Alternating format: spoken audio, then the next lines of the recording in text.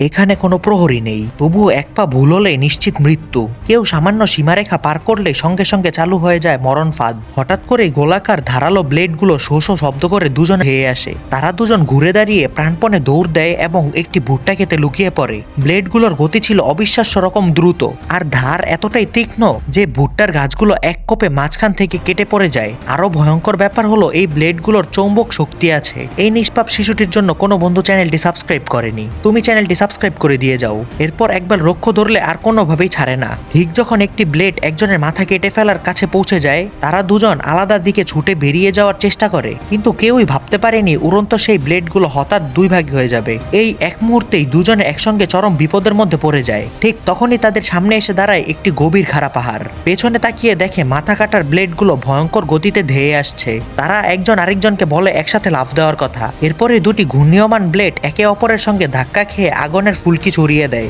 দুজনই ওপর থেকে নিচে পড়ে যায়, আর নিচে ছিল একটি কাদামাটির জলাভূমি, যার কারণে তারা কোনো মতে প্রাণে বেঁচে যায়। তবে তখনই বোঝা যায় এই এলাকা আরো ভয়ঙ্কর বিপদে ভরা।